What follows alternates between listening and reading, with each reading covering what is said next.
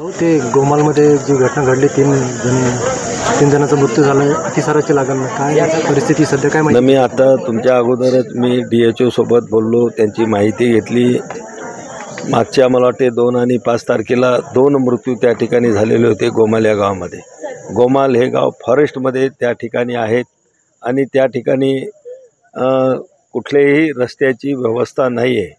या अगोदर भिंगाऱ्याला सुद्धा रस्ता गेल्या स्वातंत्र्यप्राप्तीपासून मिळालेला नव्हता, पण मागच्याच वर्षी या ठिकाणी मी स्वतः जातीनं प्रयत्न करून माननीय कुटे साहेबांचं सहकार्य घेऊन आमदारांचं भिंगाऱ्यापर्यंत आता रस्ता त्या ठिकाणी झालेला आहे.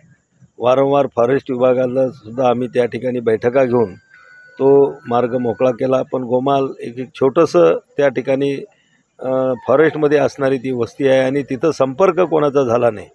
ते 2 मृत्यू जे पहिले झालेले ते 2 तारखेला 5 तारखेला त्यावेळेसही डॉक्टर लोकांनी त्यांचं तुम्ही पोस्टमार्टम करा म्हणून आग्रह धरला, पण त्या लोकांनी त्यावेळेस ऐकलं नाही आणि त्यामुळं कारण समजलं नाही. पण नंतर ज्या 2 मुली आल्या त्या खामगावला ॲडमिट आहेत.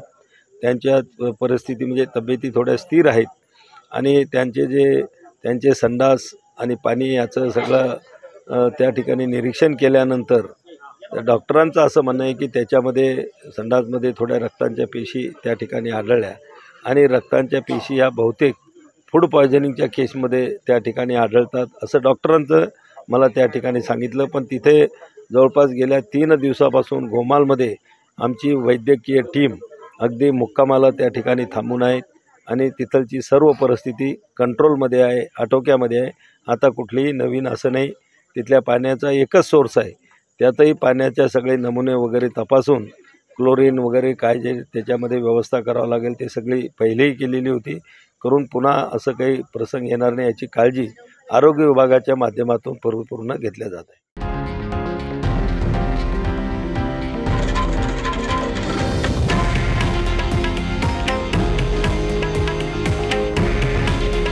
हे आहे देशातील नंबर 1 न्यूज नेटवर्क आणि आपण पाहत आहात TV9 मराठी.